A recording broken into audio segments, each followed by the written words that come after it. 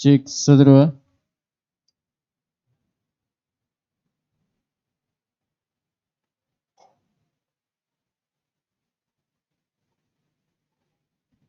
Cek saudara.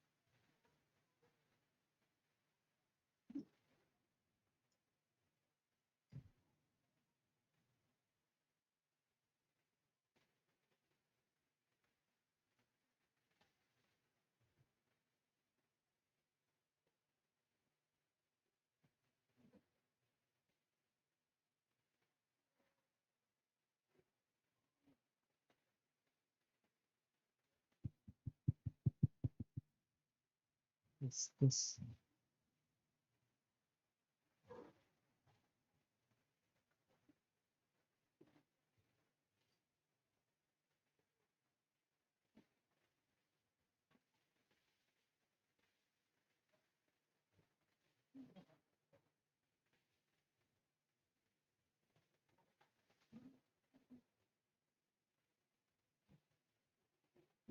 Cek.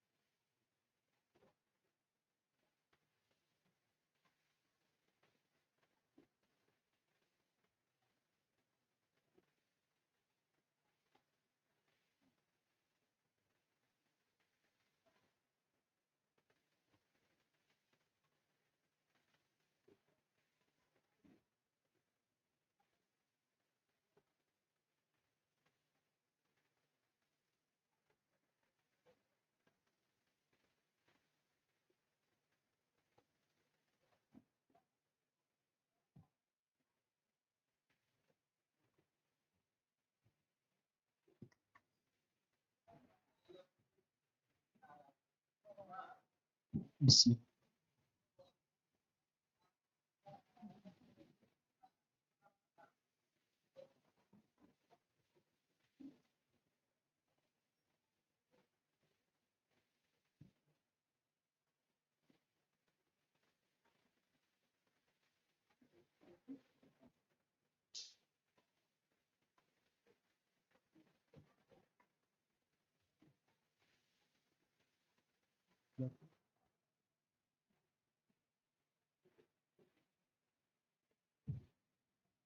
Bismillahirrahmanirrahim.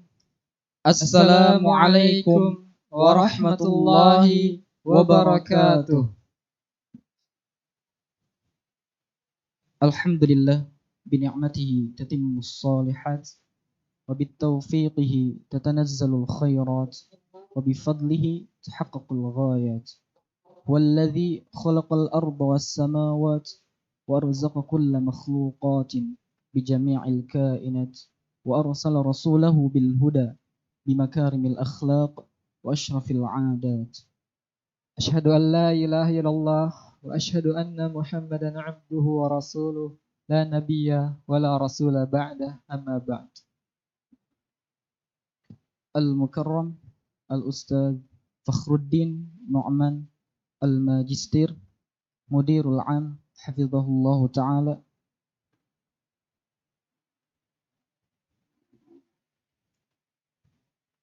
أصحاب الفضيلة الأستاذ عارف رحمن مدير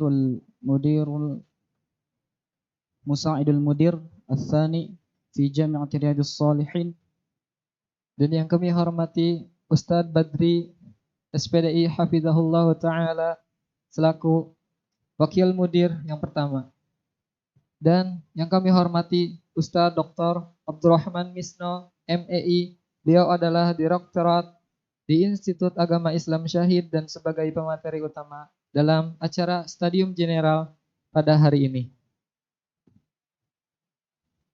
Al-Mukarramun Al-Asatidhah fi Jami'atil Islamiyah Riyadhus Shalihin wa ya ayyuhal hadirun al-mahbubun.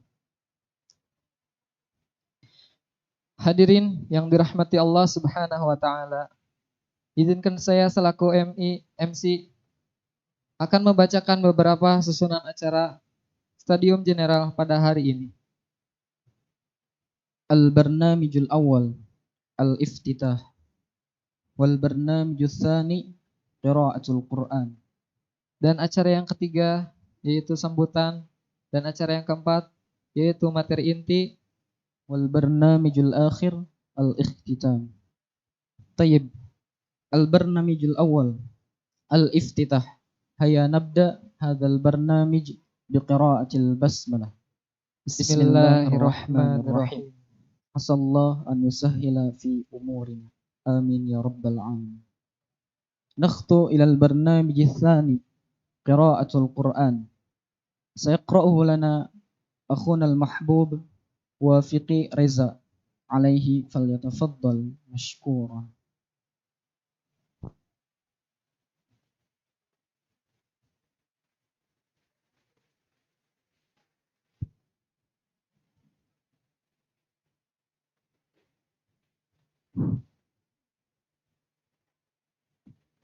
Bismillahirrahmanirrahim. Assalamualaikum warahmatullahi wabarakatuh.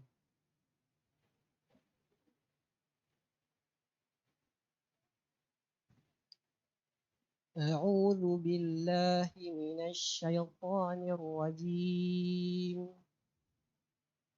Innal ladzina amanu wa 'amilus shalihati kanat lahum jannatul firdausi nuzula.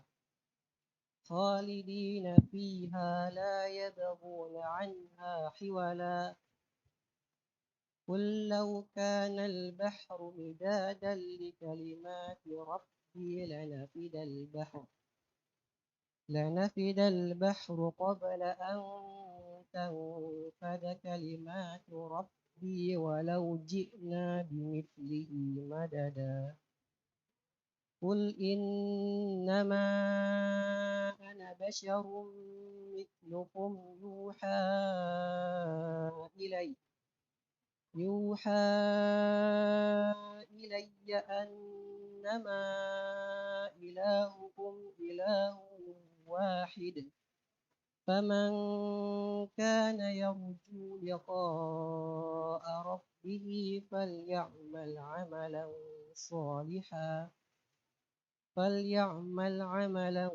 صالحا ولا يشرك بعبادة ربه أحدا.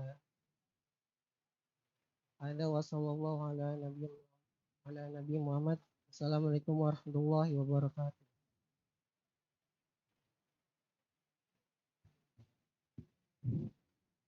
Syukran katsiran ila akhina Wafiqi Reza. Asallahu an yaj'al al-Quran syafi'an lana fi yaumil qiyamah. Amin ya rabbal alamin. Dan beranjak ke acara yang ketiga, yaitu sambutan yang akan disampaikan oleh Al-Ustadz Fakhruddin Nu'man LC Hafizahullah Ta'ala. Kepadanya kami persilakan. Bismillahirrahmanirrahim. Umat.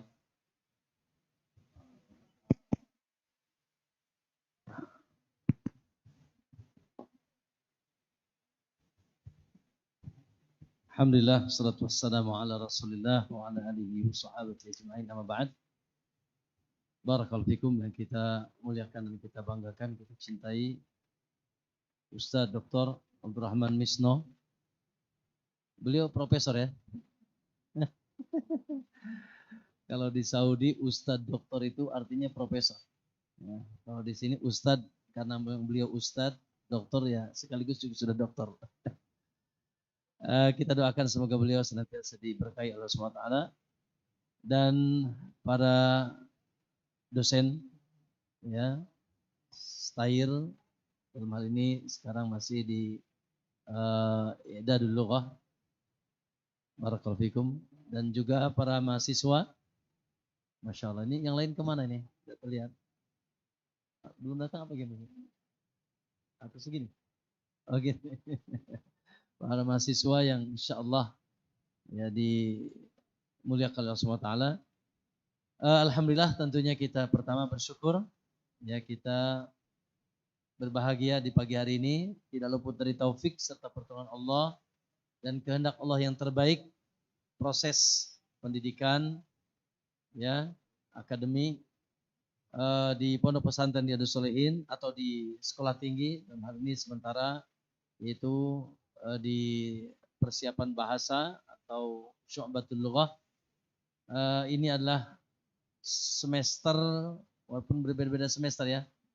Setelah berlibur sudah kembali ke pondok, alhamdulillah, dan sebagian ada mahasiswa baru. Semoga Allah SWT insya Allah senantiasa terus memudahkan proses atau perjalanan kita semuanya dalam rangka thalabul ilmi. Insya Allah. Kemudian tentunya judul besarnya yaitu Rabbi Zidni Ilma. Ya, kita ingin terus berusaha menambah ilmu. Ya. Baik secara khusus tentunya ilmu syar'i yang merupakan judul besar dengan alat-alatnya. Di sini ada ilmu bahasa ya, terkait dengan bahasa, akidah, tafsir dan sebagainya. Dan juga tentunya ilmu alat-alat yang menuju kita menghasilkan ilmu tersebut. Ya, apalagi dunianya hari ini dunia sudah terbuka, mudah untuk kita menambah ilmu, mengakses ilmu. Ya, termasuk juga tidak luput insya Allah hadirnya kakanda ya. Nah, ini kakak kandungnya Ustadz Badri, Dr. Misno Hafidahullah, dan sempat dulu satu kamar. Enggak satu kamar ya. Sama mana? Di Mekah? Iya. Oh, Masya Allah. Di kamar kah? Iya, salam. Sempat sekamar di Mekah dulu waktu umrah itu ya. Ya, ini subhanallah beliau insya Allah sangat di bidangnya karena beliau masuk di dunia pendidikan dan beliau tidak asing dengan mahasiswa, dengan dunia sekolah tinggi, dan beliau juga dosen dan sudah banyak kiprahnya dan bukunya. Tahu nih nanti dikasih bukunya atau tidak Allah alam. Ya, sudah banyak kiprahnya di dunia pendidikan yang memang menuntut kita harus semakin profesional. Ya, apalagi tentunya pendidikan formal. Kalau pendidikan non formal, dahulu barangkali Imam Syafi'i, Imam Malik, Imam Ahmad tidak ada namanya tesis, tidak ada disertasi, tapi melebihi jauh dari tesis dan disertasi. Namun tidak tersusun barangkali secara formal sesuai dengan ya aturan yang sekarang dibuat oleh sivitas atau oleh akademi yang ada di sekolah tinggi atau di university. Oleh karenanya di antara rangkaian ya proses pendidikan di sekolah tinggi baik S1, S2, S3 tidak luput dari hasil karya atau karya tulis. Kami dulu ya ketika di Madinah juga sama. Ya, kami tidak lulus kalau tidak memiliki karya tulis. Saya masih ingat karya tulis saya dulu tentang pajak. Ya, di Madinah. Tentang pajak. Ekonomi, tapi syariah Ustaz, ya. Nah, yang kedua di S2 kemarin. bersama Ustadz Badri dan teman-teman. Alhamdulillah juga menyelesaikan tesis ya, S2 ya, tesis. Alhamdulillah, ini beliau kumlot nih. Ya.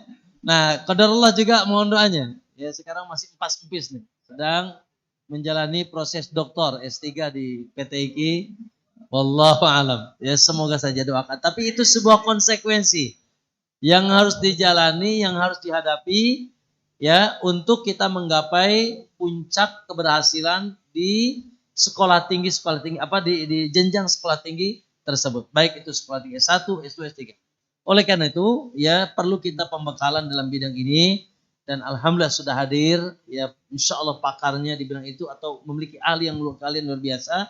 Oleh karena itu barangkali turuk al-bahts ilmi, metode yaitu penulisan karya ilmiah. Ya, metode gimana caranya nulis karya ilmiah. Dan tidak terkhusus, maaf ya. Kita jangan terlalu sempit juga berpikir gimana tesis, gimana disertasi, tapi lebih dari itu, bagaimana kita nanti ke depan mahasiswa stair mampu menulis buku. Ya, betul Ustaz. Nah, ya mampu menulis buku. Ya termasuk juga para asatidahnya nih. Minimal nulis jurnal ya.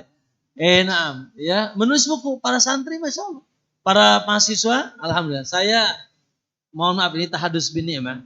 Dengan izin Allah, per hari ini sudah 7 buku yang sudah dipasang. Ya, sudah 7 terakhir tentang ini sedang menulis tentang beginilah seharusnya menjadi santri. Juga tentang manhaj. Ya, tentang beberapa buku. Ya, alhamdulillah yang sudah di pasar udah 7 buku yang beredar di masyarakat. Ya, alhamdulillah. Arti beliau lebih banyak lagi.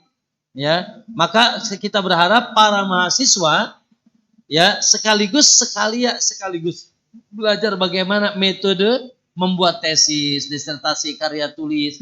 Ya, juga untuk latihan bagaimana nanti ke depan bisa menulis buku insya Allah ya. Juga kita harapkan juga para asatidah ya punya Masya Allah jurnal apa namanya? Jurnal Riyadhus Shalihin. Riyadhus Shalihin. Harus spesifik. Oke. Kalau Riyadhus Shalihin apa namanya tuh? Karya tulis ya. Ayo. Lah maksud saya kumpulan karya tulis Riyadhus Shalihin gitu. Ya. Ayo. Gitu. Nantilah beliau nanti yang lebih lebar lagi, lebih luas lagi beliau. Yuk kita ambil ilmu beliau. Ini waktunya terbatas sampai dari ini sampai duhur ya. Tok sampai duhur, Masya Allah ya. Kayaknya beliau harus ditahan dulu sampai besok. Ya. Jadi nanti monggo digali semuanya nih, termasuk asatidah. Ya juga gimana cara menulis dan seterusnya.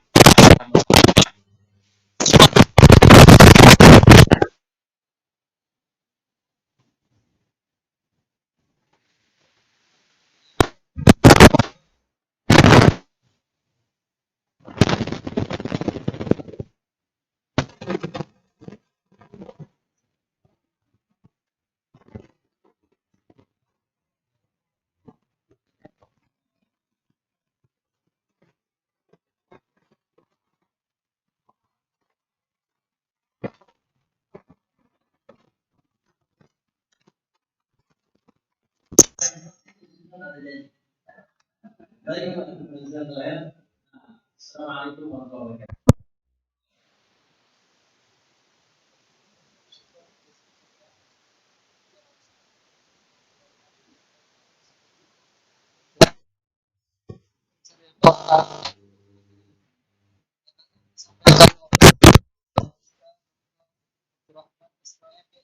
yang berjudul metode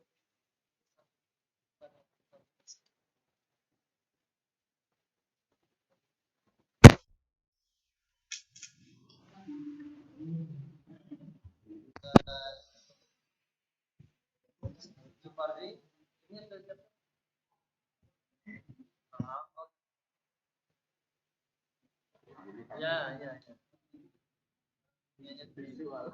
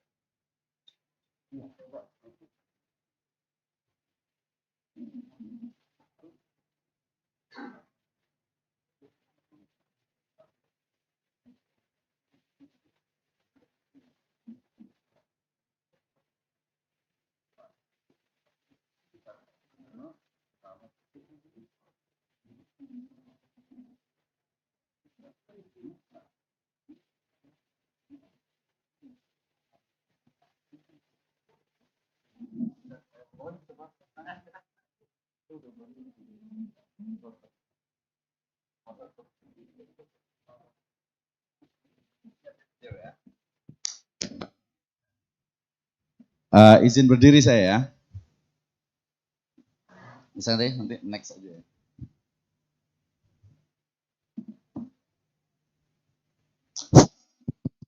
Baik, terima kasih. Bismillahirrahmanirrahim.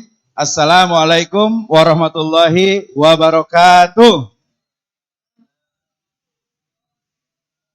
Alhamdulillahirabbil alamin. Wassalatu wassalamu ala asrofil anbiya'i wal mursalin. Habibana wa nabiyana Muhammadin sallallahu alaihi wasallam wa ala alihi wa ashabihi wa man tabi'ahum bi ihsanin ila yaumiddin wa ba'd. Qala Allah Ta'ala fi kitabihil karim, a'udzu billahi minasyaitonir rajim. Bismillahirrahmanirrahim. Nun wal qalami wa ma yasturun. Wa qala azza wa jalla aidan, a'udzu billahi minasyaitonir rajim. Bismillahirrahmanirrahim. Iqra bismi rabbikal ladzi khalaq. Khalaqal insana min 'alaq. Iqra wa rabbukal akram. Alladzi 'allama bil qalam.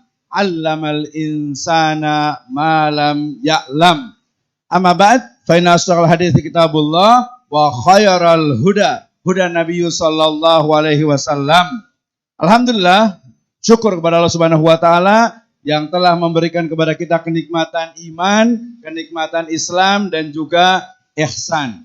Kemudian salawat dan salam mari sama-sama kita panjatkan kepada junjungan alam Habibana wa Nabiyyana Muhammadin sallallahu alaihi wasallam, kepada seluruh ahlul baitnya, para sahabatnya, serta orang-orang yang senantiasa mengikuti jejak sunnahnya hingga akhir zaman. Alhamdulillah, yang saya hormati Ustadz Fahrudin, jazakumullah khairan. Terima kasih. Hari ini saya sangat berbahagia sekali karena mungkin kita akan bersama-sama ya membangkitkan kembali salah satu dari turos, ya, salah satu dari warisan para ulama kita yang sudah mulai ditinggalkan, ya, bahkan sebagiannya terjebak kepada apa yang disebut dengan popularitas. Ada juga yang terjebak dengan apa? Murahnya dunia, ya. Turos tersebut adalah how to write our books, ya. Bagaimana cara kita menulis, ya, kemudian menyajikan, mempublikasikan sebuah artikel, sebuah jurnal, sebuah tulisan, sebuah buku yang itu bisa dibaca oleh orang lain. Kita akan lihat slide-nya biar nggak ngelihat saya terus gitu ya. Di slide-nya yang di paling atas, paling bawah, terus. Ya, metode penelitian dan penulisan ilmiah di perguruan tinggi. Saya mulai dengan firman Allah Subhanahu wa taala ya dalam surah Al-Qalam. Ya, kita lihat. Oke. Ini metode penelitian dan penulisan ilmiah di perguruan tinggi. Kesannya ketika kita bicara tentang riset metodologi, ketika kita bicara tentang penulisan, itu sesuatu yang sulit, sesuatu yang susah. Padahal apa? Pertama biasa karena apa? Mindset kita. Ya yang menulis itu, yalah Ustadz Fahrudin gitu ya. Sudah 7 buku, Masya Allah gitu ya. Tapi bisa seharusnya tulab, mahasiswa itu lebih dari Ustadz Fahrudin. Boleh ya? Oke, next slide. Yang pertama, kita diingatkan dengan firman Allah Subhanahu wa taala dalam surah Al-Qalam, ya. Kemudian juga di surat Al-Baqarah ayat ke-79, ya, berbicara tentang firman Allah Subhanahu wa taala, a'udzubillahi minasyaitonirrajim. Fawailul lilladzina yaktubuna al-kitaba biaydihim thumma yaquluna hadza min indillah liyashtaru bihi thamanan qalila fawailul lahum mimma katabat aydihim wa wailul lahum mimma yaksibun. Dua ayat ini menjadi motivasi bagi kita untuk bagaimana ternyata ya dunia tulis menulis, ya, kitabah menulis itu adalah bagian dari apa? Syariat Islam. Bahkan dia menjadi semacam wasilah untuk sampainya ilmu kepada kita. Kita lihat next slide. Dari hadis Nabi Shallallahu Alaihi Wasallam, ya, ini insya Allah dari sisi akidah sudah sering sekali didengar, di mana Rasulullah Shallallahu Alaihi Wasallam bersabda, Inna awwala ma khalaqallahu al-qalam. Ternyata makhluk yang pertama diciptakan itu adalah apa? Adalah al-qalam. Ya. Nah, apa tugas qalam itu? Ya, uktub, menulis.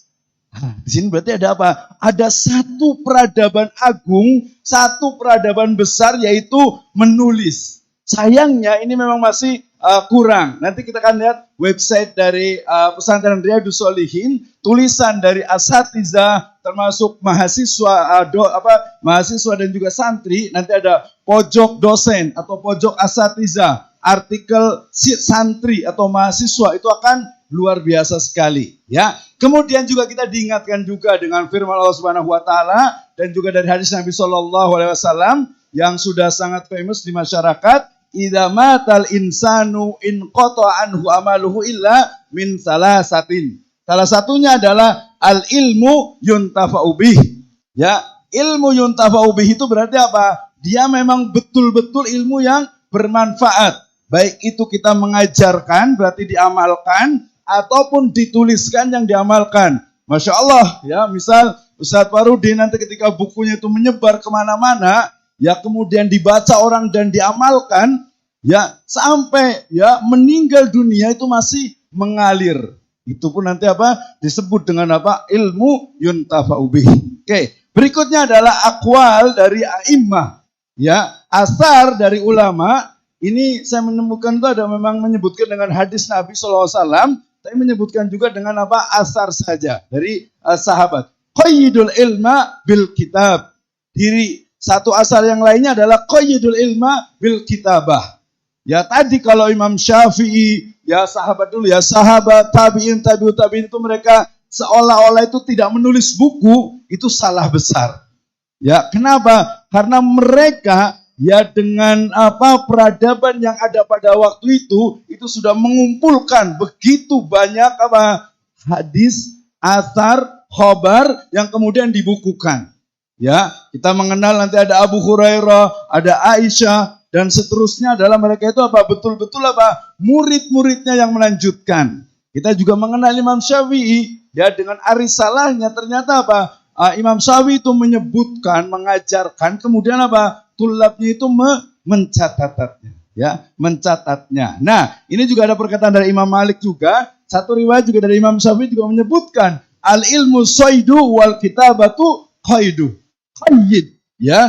Apa dikatakan itu suyuduka bil khibalil muwathiqah, ya. Jadi ilmu itu seperti buruan dan ini sering sekali kita dengar. Oke. Jadi asar ini menjadi motivasi kita berikutnya untuk kita menulis. Oke, next slide. Slide berikutnya. Kita lihat. Kita alhamdulillah insyaallah Jami'ah Riyadhus Shalihin, sekolah tinggi agama Islam Riyadhus Shalihin ini adalah menjadi sebuah perguruan tinggi. Ingat, bedanya perguruan tinggi dengan pesantren, walaupun sebenarnya pesantren juga harus sama seperti ini. Dia apa? Sebagai tempat pengembangan ilmu pengetahuan, al-ilm, ya atau science. Nah ini penting nih. Jadi kita sadari dulu kalau kita membuka pesantren, kita membuka perguruan tinggi, itu adalah tempat untuk mengembangkan ilmu pengetahuan. Ya kalau di zaman Nabi, ya sebagian riwayat mengatakan bahwa Ahlu Sufah, kemudian juga Masjid Nabawi itu adalah akademianya atau perguruan tingginya Nabi. Ya, oke, itu yang pertama. Nah, yang kedua, karena perguruan tinggi itu adalah tempat untuk mengembangkan ilmu, maka untuk mengembangkan ilmu pengetahuan itu adalah dengan melakukan penelitian secara ilmiah. Nah, nanti definisi ilmiah akan kita lihat lagi. Ya, seperti apa sih ilmiah sebenarnya? Oke. Setelah penelitian itu dilakukan, contohnya nanti yang di IAT misalnya, ke depannya. Ya kemarin sempat ada sedikit kontroversi, nanti bisa Faruri bisa menjelaskan sebenarnya.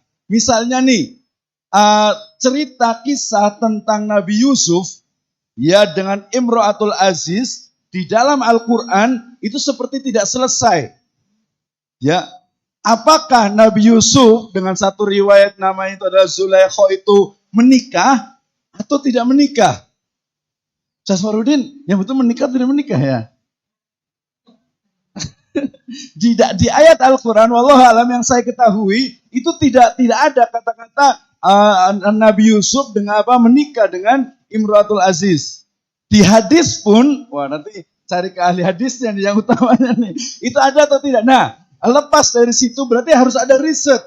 Harus ada penelitian, harus ada kajian tentang bagaimana betul tidak. Kok banyak di masyarakat itu seolah-olah itu Nabi Yusuf itu menikah dan itu muncul di doa-doa pengantin. Iya kan ya? Doa-doa pengantin satukan seperti Ali dengan Fatimah, seperti Nabi Yusuf dengan Zulaikha. Ini mana dasarnya? Harus ada penelitiannya. Ya, harus ada risetnya, harus ada bagaimana sebenarnya gitu. Atau mungkin yang lainnya, ini masih di IAT ini, saya sedang di syariat soalnya. Kita minimal 17 kali membaca Alhamdulillahirabbil alamin. Ustaz ini kita biasa suka nanya-nanya nih. Ustaz ini kata-kata alamin itu artinya apa sih? Dia bentuknya plural, jama' atau mufrad? Alamin. Plural. Nah, makna plural di ayat ini kira-kira seperti apa? Seluruh alam yang mana gitu maksudnya. Nah, itu memang banyak penafsiran, nanti kemudian muncul berbagai tafsir. Nanti Ustaz Farudin ahlinya gitu. Tapi intinya adalah harus ada riset, harus ada penelitian untuk mengembangkan ilmu pengetahuan. Nah, itu ilmu pengetahuan yang sudah didapatkan jangan hanya untuk diri sendiri, jangan hanya untuk pesantrennya sendiri. Ya, itu namanya ini pesan dari profesor saya katanya. Dia bilang, jangan pernah jadi santri jago kandang. Jangan pernah jadi ustadz jago kandang. Sebenarnya sih lebih, jangan pernah jadi dokter jago kandang. Ya, artinya apa? Dia cuman di kandangnya aja. Dia seolah-olah itu keren, tapi giliran di luar tidak diakui. Ya, tidak diakui keilmuannya. Nah, ini nih penting bagi ustadz. Salah satunya adalah apa? Dengan publikasi dalam bentuk jurnal, proceeding, ada buku, ada monograf, ada buku teks, dan karya ilmiah lainnya. Jadi semua nanti yang mau jadi dosen, itu sebenarnya bukan cuma dosen sih, ulama-ulama dulu itu udah sangat luar biasa gitu ya. Udah ulama-ulama dulu bukan hanya mengajar, apalagi kalau dosen. Guru sekarang itu sudah wajib untuk punya karya ilmiah. Mahasiswa mungkin ada yang bertanya, ya kenapa sih kita harus nulis skripsi? Kenapa sih harus nulis tesis, disertasi? Jawabannya kalau untuk mahasiswa adalah itu sebenarnya hanya untuk latihan dari melatih otak kita itu agar terbiasa berpikir ilmiah, sistematis, empiris, dan logis. Nah, ini yang paling penting nih. Nah, jadi hari ini kita akan bicara tentang bagaimana cara menuliskan pembahasan turukul bahas al ilmi. Jadi ada dua sebenarnya. Tadi makanya ini slide-nya ada 125. Wow. Nanti kita akan lihat, nanti kita kasih gratis gitu. Makanya tadi kita bilang ke saudara kalau bisa dosen itu harus bisa. Dan sehari nggak bisa. Sehari kalau sore bisa. Nanti yang mau jadi dosen termasuk sebenarnya santri mahasiswa juga. Mahasiswa yang ingin menulis nanti bisa kita belajar bareng. Kenapa? Karena menulis adalah warisan para ulama. Kita akan lihat di slide berikutnya. Ini juga memotivasi kita juga. Kita lihat. Nah, ini mungkin kenal nggak nih mereka? Ada Pramudia, lepas dari ideologinya, dia mengatakan orang boleh pandai setinggi langit, tapi selama ia tidak menulis, ia akan hilang di dalam masyarakat dan sejarah. Oh, ada pesantren Riyadus Shalihin. Oh, ada ustadznya ini yang terkenal. Di YouTube-nya, di bukunya. Nah, sekarang sebenarnya literasi nanti juga bukan hanya tulisan. Ada juga Anda kira juga, ada juga menulis adalah memahat peradaban. Ya, jadi tidak ada alasan lagi untuk tidak menulis. Kalau nggak kenal nggak apa-apa. Next slide yang berikutnya. Ini juga mereka orang-orang yang memang sangat concern dalam penulisan. Ya, kenapa? Karena dengan menulis nanti manfaatnya salah satunya adalah menjadikan otak kita itu lebih cerdas. Ini sama dengan kalau santri atau mahasiswa itu ujian. Kenapa sih harus ada ujian segala? Ujian itu melatih otak kita. Nah, menulis juga sama. Ini juga tadi menjadi satu alasan kenapa waktu itu saya kan boro-boro mau istilahnya kuliah S1. Tapi alhamdulillah kuliah S1 selesai. Ketika kuliah S1 selesai, gak mungkin lah masa mau kuliah S2 duit dari mana. Ya karena belum bisa kuliah S2, kemudian satu-satunya cara untuk kita ingin belajar itu adalah dengan menulis. Dengan menulis, saya hanya cari satu hadis misalnya. Nah, kalau zaman dulu para ulama kitabnya itu satu ruangan. Cari, ini hadisnya dibuat siapa ya? Lafaz lengkapnya seperti apa sih? Nah, zaman sekarang udah ada Maktabah Syamilah, sudah ada Jawamiul Kalim, sudah ada hadis.net, ada lagi hadis web, ada Islam ID, gampang semuanya. Tapi akan ketemukan juga disebut dengan nikmatnya kita mencari satu hadis, mencari satu asar. Termasuk tadi yang qayyidul ilma bil kitab, ini kok saya ngambil juga di beberapa referensi itu kok ini adalah asar dari Nabi. Nah, ini yang benar yang mana nih? Perlu ada risetnya. Ya, kita akan lihat. Oke, yang berikutnya. Ini biasa santri nih, yang masih kecil itu dulu mungkin karena ini mukanya ditutup jadi nggak terlalu kelihatan. Ada yang tahu yang di sebelah sana siapa? Coba saya tanya yang ini kira-kira siapa nih? Dari kelima ini ada yang kenal gak kira-kira? Yang ini ya. Yang ini Ibnu Sina, ini Ibnu Khaldun, ini Imam Bukhari. Tulisannya ya. Oh ya ini Ibnu Sina, Imam Bukhari, Ibnu Khaldun. Yang ini siapa? Ini Khalifah Harun Ar-Rasyid. Ini ada Zaid bin Sabit. Nah, ada yang tahu nggak? Satu saja. Harun Ar-Rasyid. Dari mana kita tahu sejarah kisah dari Khalifah Harun Ar-Rasyid? Kalau orang Islam, pasti dia ngambilnya dari apa? Dari kutub, dari kitab-kitab ulama. Tapi ternyata orang-orang Eropa, orang-orang di luar Islam mengenal siapa? Khalifah Harun Ar-Rasyid itu dari kisah Alful Lailah wa Lailah. 1001 malam. Ada yang tahu kisah 1001 malam itu seperti apa sih sebenarnya? Ada yang suka dengar cerita nggak di sini? Iya, jadi kalau Mama 1001 malam itu biasanya kisahnya itu ada Aladin, ada Abu Nawas, ya.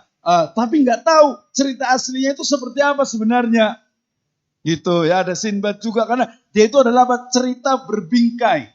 Ada cerita, di dalam itu ada cerita lagi. Nah, ini sebenarnya lebih ke arah nanti jadi mahasiswa atau jadi dosen juga, itu harus punya pengetahuan yang luas. Ya, dia fiksi memang, ya dia ceritanya itu adalah seorang raja yang kemudian istrinya itu meninggal dunia.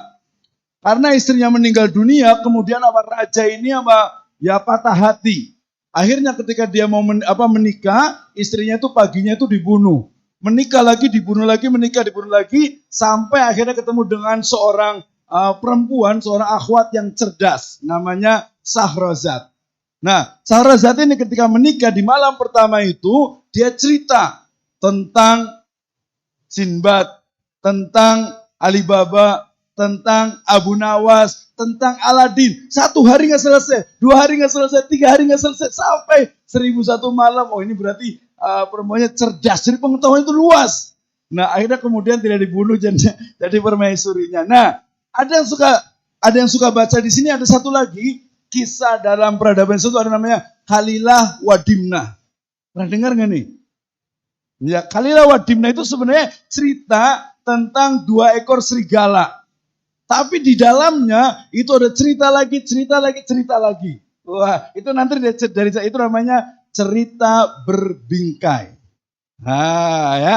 Nah, saya mau bilang ke sini tadi, ternyata Khalifah Harun Ar-Rasyid itu di barat itu dikenal karena adanya buku tulisan tentang adanya Harun Ar-Rasyid. Karena dia bertemu dengan siapa? Dengan Aladin gitu ya, dan yang lainnya. Oke, next slide yang berikutnya. Nah, ternyata jasad mereka itu telah lama pergi.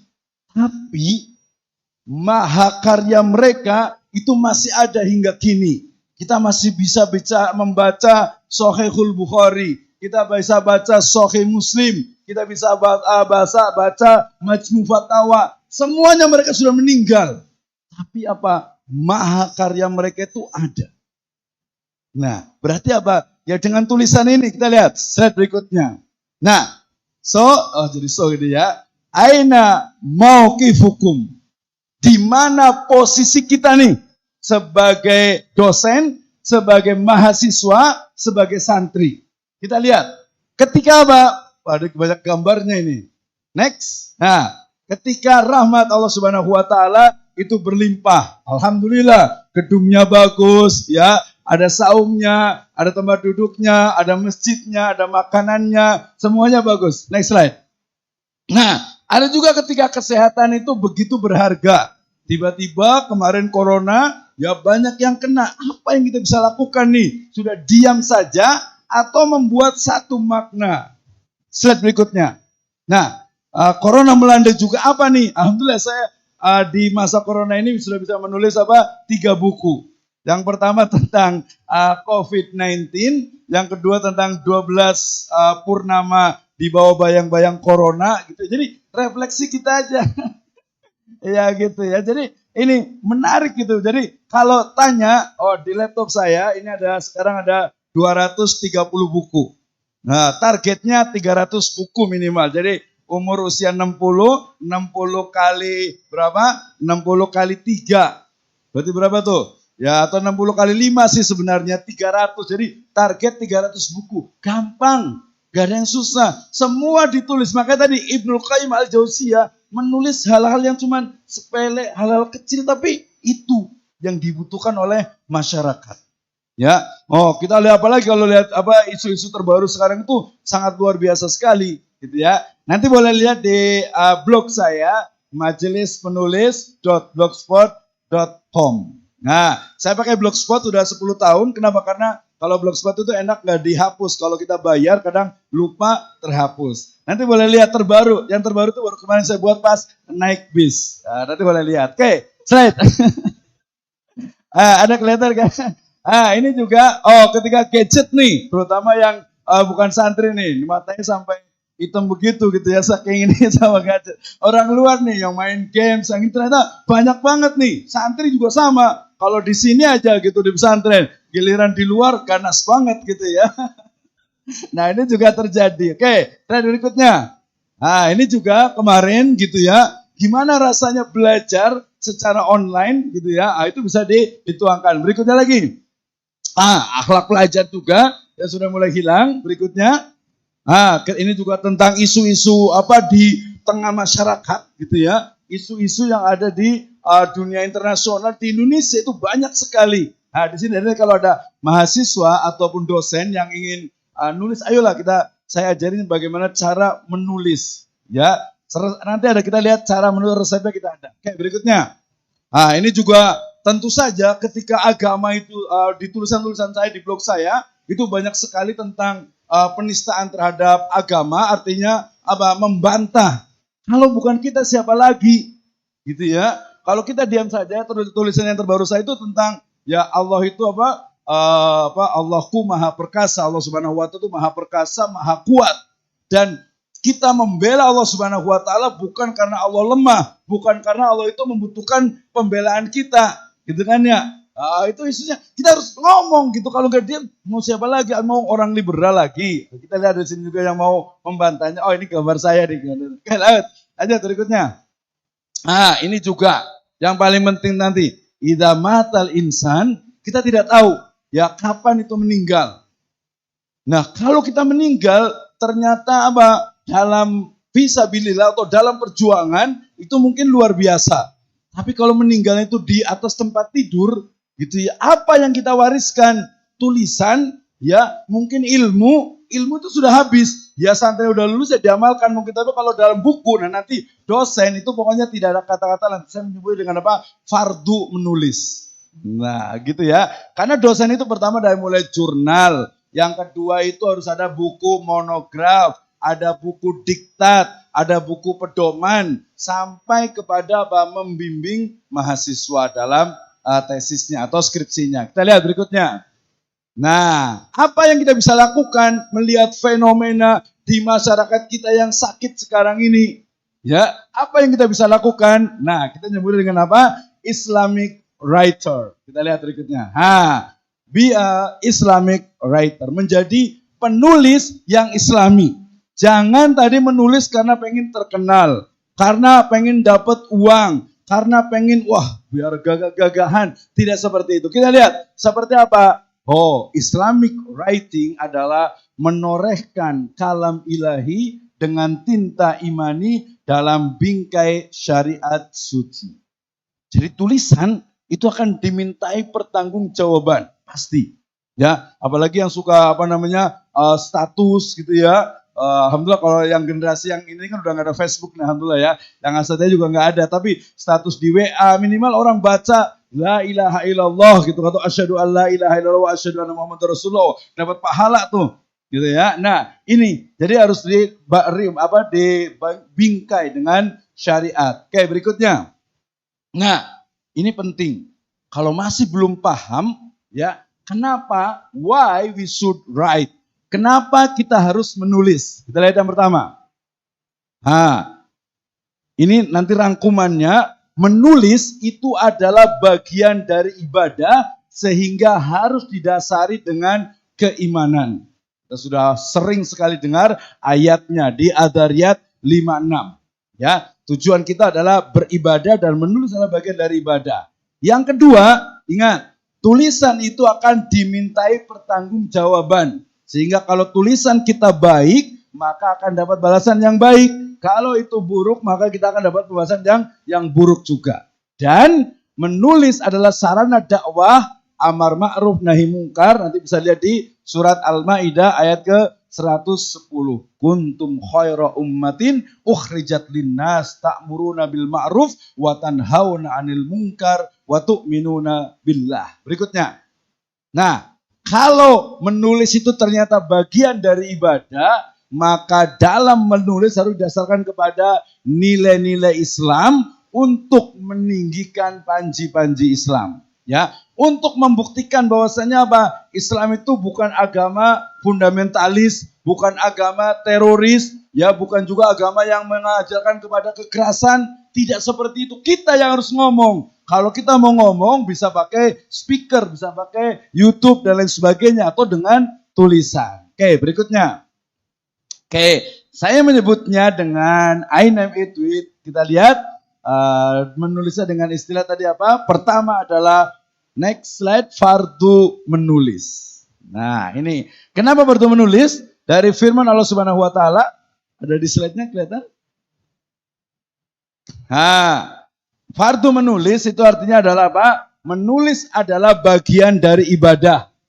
Mengajak kepada yang ma'ruf dengan tulisan, mencegah kemungkaran dengan tulisan, dan membantah Islamofobia. Orang-orang yang tidak suka dengan Islam. Banyak sekali sekarang. Bukan hanya orang non-Islam, tapi orang Islam juga.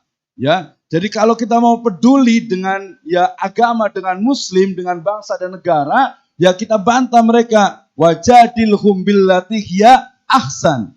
Kalau kita ngomong langsung kan susah, tapi kalau dengan tulisan itu sangat mungkin sekali. Oke, kita lihat ayat-ayatnya di slide berikutnya. Ya, fardu menulis ini, ada tambahannya. Ya, nah, tulisan kita itu akan menjadi apa? Amal soleh kita yang akan menemani di alam kubur kita, membawa kita ke surga dan menjadi teman sejati sampai mati. Ya, kita tahu bahwasanya ketika seseorang itu dikuburkan, maka apa? Semua meninggalkan kecuali amal solehnya. Ketika dia bukunya itu memang amal soleh, tulisannya bagus, dia akan menemani di sana. Oke, berikutnya. Ini menulis adalah ibadah. Ya, kita agak cepatkan. Al-Dhariyat 56. Kemudian juga sudah tahu juga al-ibadatu ismun jami'un likulli ma yuhibbuhullahu wa yardahu minal af'ali wa aqwali zahiran wa batinan. Berikutnya slide. Mengajak yang ma'ruf, jelas sekali. Wa man ahsanu qawlan. Ini sebenarnya lebih ke arah dakwah, tetapi dakwah dalam konteks luas itu bukan hanya dakwah bil lisan, tapi juga dakwah bil kitabah. Kalau lisan mungkin kita terbatas, walaupun sudah ada media sosial, tapi kalau dengan tulisan itu tidak terbatas. Ya, kemudian juga man da'a ilal huda kana lahu minal ajri mislu ujuri man tabi'ahu. Ini jelas sekali juga. Ya, kita buat sederhana saja. Misalnya kita buat tulisan itu di angkot gitu ya. Sholat tepat waktu atau sholat berjamaah.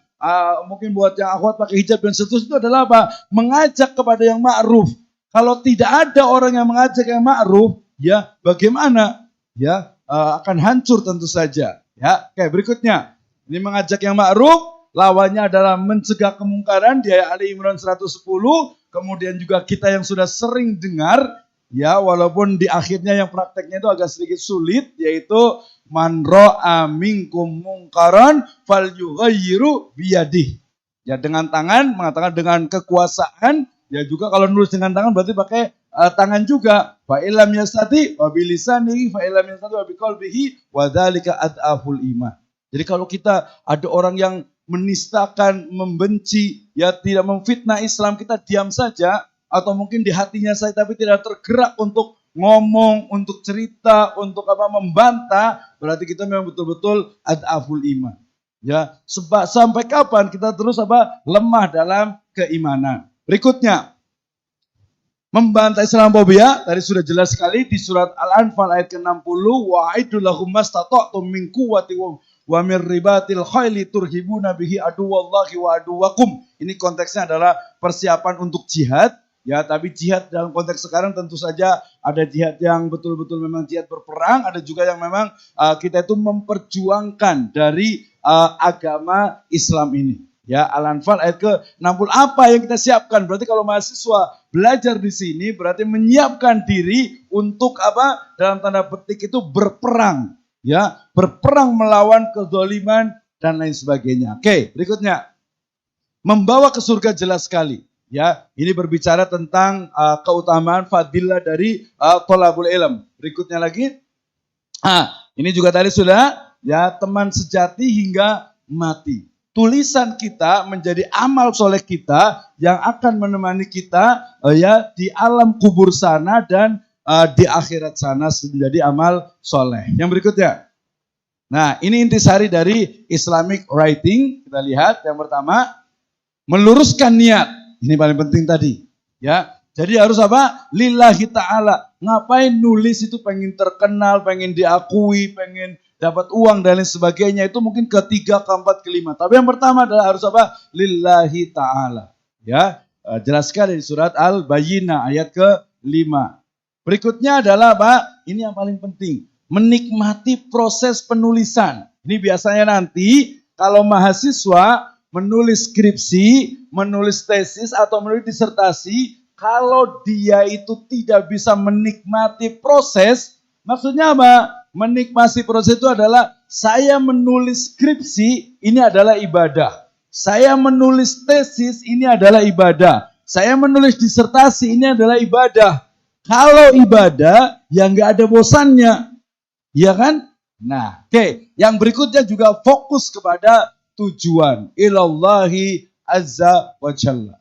Ya, luruskan niatnya, nikmati proses, dan fokus kepada tujuan. Oke. Next slide yang berikutnya. Ini, jadi kalau kita menulis, ada memang yang karena hobi, karena suka, karena senang. Yang kedua, karena nanti saya pernah buat pelatihan juga di Jakarta, yaitu tentang menulis itu bisa menjadi terapi. Ya, mungkin ada yang suka pusing, stres, banyak pikiran, coba tuangkan dalam sebuah tulisan. Ya, itu akan membuat kita itu ringan. Ini mirip sebenarnya dengan dengan berdoa kepada Allah Subhanahu wa taala. Ketika kita berdoa, menyerahkan semuanya, kalau ini biasanya ada media untuk dituangkan. Nah, tujuannya tentu saja adalah the eternity. The eternity itu adalah tadi Allah Subhanahu wa taala dan juga misi atau mission, yaitu dakwah ilallahi Subhanahu wa taala. Next. Berikutnya, nah, misinya adalah kebenaran itu jelas harus diungkapkan.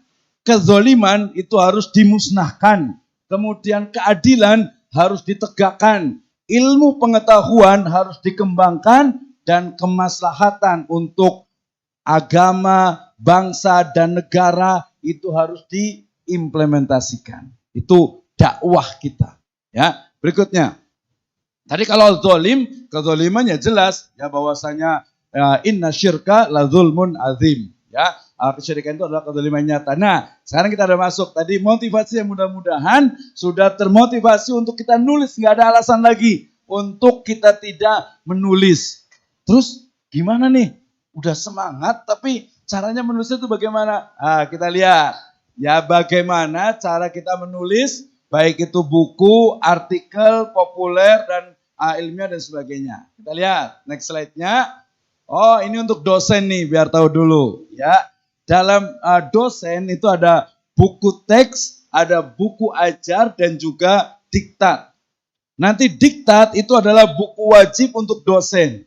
Jadi dosen itu sebelum mengajar, dia pertama punya RPS. Insya Allah kan di SMA, di Alia juga, di SMA juga ada RPS. Bedanya nanti kalau di perguruan tinggi, RPS itu dia lebih terstruktur dan sekarang menggunakan kerangka kualifikasi nasional Indonesia atau KKNI. Jadi belajar di SMA, di Alia beda dengan di S1. Di S1 beda dengan di S2. Kenapa? Karena cara pembelajaran itu berbeda. Demikian juga nanti ada diktat, ada buku ajar dan juga buku teks. Berikutnya. Nah, ini juga tentang modul juga. Jadi nanti diharapkan dalam mengajar itu dosen itu sudah ada buku pegangan untuk siapa? Untuk mahasiswanya. Berikutnya. Nah, ini juga masih sama. Ini tentang diktat kuliah, buku ajar, buku referensi, dan juga beberapa perbedaannya. Lanjut. Nah, ini buku teks versus buku ajar perbedaannya. Jadi kalau buku ajar itu dia hanya digunakan untuk internal di kampus mahasiswa dengan dosen. Kalau buku teks dia bisa lebih luas lagi, diterbitkan dan bisa menggunakan ISBN, International Serial Book Numbers. Berikutnya, terus lagi. Nah, ini karakter nanti ini ada sesi khusus. Jadi diharapkan nanti dosen itu dia punya buku ajar, ya. Mata kuliah apa yang dia ampu, dia pegang, kemudian dia bisa membuat buku ajarnya yang diturunkan nanti dari RPS. Ya, jadi nanti akan lebih mudah mengajari, oh pertemuan pertama itu ini, pembahasannya itu ini. Jadi ada penjelasannya. Mahasiswa pun lebih mudah. Oke, berikutnya. Tekniknya ini nanti lebih ke teknis, yaitu tentang aspek dari sisi materinya, kemudian penyajiannya, aspek bahasa dan keterbacaan, ini penting. Ya, biasa nanti kalau jadi dosen, itu nanti harus betul-betul paham tentang PUEBI sekarang dulu KBBI di bahasa ilmiah atau bahasa Indonesia yang baku. Ya, bahasa ilmiah yang baku. Jadi ada di itu harus disambung ketika dia itu tidak menunjukkan tempat dan waktu. Di itu disambung dipisahkan ketika menunjukkan tempat dan waktu. Ya, kalau huruf P itu dia kalau bertemu dengan awalan itu dia menjadi luluh, menjadi berubah menjadi M dan seterusnya. Nah, ini udah apal nih biasanya nih ya. Nanti dibiasakan, oh dulu sering disalahkan sama dosen ketika S1 gitu. Oh ternyata ini maksudnya nih gitu ya. Saya udah biasa-biasa nyoret sekali sering sekali. Oke, berikutnya. Nah, ini format buku ajar juga. Nanti dari sisi ukuran kertasnya, kemudian jumlahnya, kemudian referensinya, ya sampai menggunakan body note atau footnote. Nah, ini bedanya. Dan ini tadi saya katakan ini warisan ulama-ulama kita. Jadi ketika menulis itu harus ada referensinya. Ya, Imam Al-Qurtubi dalam tafsirnya beliau mengatakan mim barokatil ilmi idhofatul qaul ila qailiha. Salah satu dari keberkahan ilmu itu adalah menisbatkan, menyandarkan satu ide gagasan kepada pemiliknya. Jangan ini tulisan orang kemudian copy paste gitu ya. Itu tidak boleh. Yaitu salah satu dari bentuk plagiarism. Berikutnya. Ini manfaatnya dari menulis buku ajar. Lanjut lagi. Ini di sesi khusus. Kemudian ini ada unsur-unsur di buku ajar. Lanjut lagi. Ini yang lama nih. Nah, ini yang paling penting. Jadi kalau teman-teman semuanya, para asatidz, mahasiswa dan dosen ingin bertanya, bagaimana nih cara memulai untuk membuat sebuah buku, membuat sebuah tulisan, membuat sebuah buku ajar. Ini spesifik buku ajar, nanti yang berikutnya lebih spesifik lagi nggak apa-apa. Ini yang berikutnya aja. Ini tentang buku ajar. Lanjut. Ini untuk bagaimana kita menerbitkan sebuah buku. Lanjut lagi. Terus, ini dari strukturnya. Nanti fokus ke buku ajar. Lanjut lagi terus. Terus lanjut. Ini cara menuliskannya, judul bukunya, kemudian babnya ini diturunkan dari RPS. Jadi nanti mahasiswa itu tahu bedanya itu kalau buku ajar itu ada soalnya, ada rangkumannya dan juga ada untuk latihan dari mahasiswa sampai ke ada pada kuncinya, ada jawabannya di belakang. Nah, ini yang harus diinikan jadi per setiap mata kuliah. Oke, berikutnya lagi. Terus nah, ini tentang tadi RPS, nanti ada ini yang tersendiri. Jadi RPS itu paling gampang jadi buku. Jadi kalau kita mau menulis buku, pertama itu adalah membuat tema utamanya, memilih tema utama. Lanjut. Ini kita lewati dulu, ini RPS-nya, terus tenang masih banyak slide-nya, terus ini pengalihan materi terus lagi. Lanjut. Terus lagi, ini agak panjang ininya nih. Ini langsung ke teknisnya, terus lagi, Terus.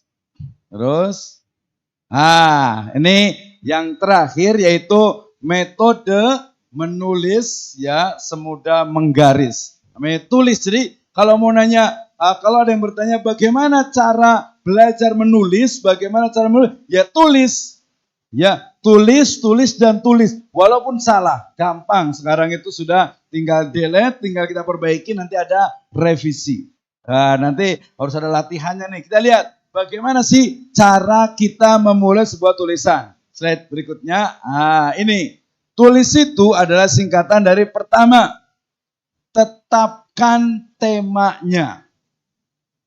Jadi kita mau menulis apa? Harus jelas, harus spesifik. Tadi pertama itu mau menulis apa? Mau menulis populer, mau menulis ilmiah, mau menulis buku, mau menulis tesis, mau menulis jurnal, atau hanya mau menulis mungkin untuk apa? Status, nasihat dan sebagainya. Ya, kita lihat dulu. Nah, kemudian temanya itu seperti apa? Mau tema tentang apa? Oke, kalau mahasiswa berarti pendidikan bahasa Arab. Ya, pendidikan bahasa Arab. Karena prodinya, program studinya adalah pendidikan bahasa Arab, maka skripsinya fokus kepada pendidikan bahasa Arab. Ya, tidak yang lainnya, tidak nyambung ke tafsir, tidak nyambung ke hadis, tidak nyambung ke akidah, hanya tok saja pendidikan bahasa Arab. Mulai dari metodologinya, metode mengajarkannya, kemudian buku-buku yang digunakan, kemudian juga pesantren-pesantren yang berhasil dengan pendidikan bahasa Arabnya, kemudian bahasa Arab mungkin di Gontor atau di Al-Irsyad atau di Riyadhus Shalihin ini sendiri, kemudian nanti pengaruh antara penghafal Al-Quran dengan yang dalam pembelajaran bahasa Arab, ada pengaruhnya atau tidak. Yang paling banyak, ini kalau PBA, ya jadi sebenarnya siap-siap harus belajar statistik nih, kuantitatif. Nah, dan kuantitatif itu gampang, nggak susah. Iya, nggak susah. Orang itu kadang ngeliatnya, aduh, pakai angka lagi deh gitu ya. Nah, itu yang susah gitu kelihatannya. Tapi yang mahasiswa wajib bisa. Ya, yang PBA. Kalau yang IAT berarti nanti ya fokus kepada ilmu Al-Quran dan tafsir ilmu Al-Quran juga gitu ya. Jadi lebih ke arah kualitatif. Jadi kalau pendidikan ya gampang, tinggal apa? Yang paling banyak itu adalah tadi misalnya pengaruh hafalan Al-Quran terhadap penguasaan kosakata bahasa Arab di Madrasah Aliyah Riyadhus Shalihin. Yang paling penting nanti prosesnya. Jadi oke, Aliyah Riyadhus Shalihin ada berapa ada berapa santrinya? Misalnya ada 800. Gak mungkin 800 itu diambil semuanya. Pakai sampling, pakai sampel. Nah, sampelnya mau berapa persen? Pakai teori siapa? Nah, sampelnya ini accident atau random atau purpose. Random, padahal bukan random biasa itu, biasanya accident. Accident itu kecelakaan dalam artian itu, yang ada aja yang gampang-gampang. Nah, ini yang mengakibatkan biasanya orang-orang kualitatif itu kurang percaya dengan metode kuantitatif. Ya, karena apa? Yang asal aja deh, nggak menunjukkan gitu. Misalnya kemarin ada mahasiswa saya juga tesis, dia tentang pengaruh layanan, ya biasa di pesantren kan ya, pengaruh layanan, makanan dan fasilitas terhadap kepuasan santri. Nah, gitu ya. Nah, penelitian ternyata apa? Makanannya sangat berpengaruh. Fasilitasnya juga sama gitu ya, kemudian aturannya juga berpengaruh. Beda dengan tesis satu lagi mahasiswa juga tentang pengaruh dari fasilitas terhadap kepuasan mahasiswa pasca. Ya ternyata apa? Fasilitas itu untuk mahasiswa pasca itu tidak ngaruh. Gitu ya. Berbeda dengan apa? Dengan mahasiswa yang S1 santri juga sama. Jadi nanti kalau pendidikan itu paling banyak sebenarnya di kuantitatif, apalagi jelas sekali pendidikan bahasa Arab. Udah nggak bisa kemana-mana tuh. Itu terus nanti lama-lama dosennya tuh bosen. Nah, ini lagi, apa gitu, coba cari yang baru gitu. Udahlah, karena cari yang baru, kemudian juga dia itu mungkin suka sejarah, bikin aja nanti pendekatannya bukan hanya kuantitatif, tapi bisa juga kualitatif. Tadi saya bilang sekitar 10%, misalnya model pembelajaran bahasa Arab pada masa Ibnu Taimiyah. Wah gitu ya. Ibnu Taimiyah itu kan bukan orang Arab ya. Ya kok bisa bahasa Arab, berarti cara ngajarinnya gimana zaman dulu tuh? Ya apakah ada faktor lingkungan, atau mungkin metode pembelajarannya, atau mungkin gurunya, atau mungkin buku yang digunakan, atau kecerdasannya. Nah itu ya bisa lah. Jadi sebenarnya nggak mesti, sebenarnya gini, kuantitatif atau kualitatif itu sebenarnya hanya jenis data, bukan metode penelitian. Ingat ya, metode penelitian itu adalah ada deskriptif, ada analisis, ada evaluatif, ada lagi nanti komparatif ya, dan lain sebagainya. Ada banyak gitu ya. Jadi nanti yang di PBA itu nanti ya harus belajar kuantitatif. Karena tadi paling banyak itu hanya 10% yang menggunakan kualitatif untuk di pendidikan bahasa Arab.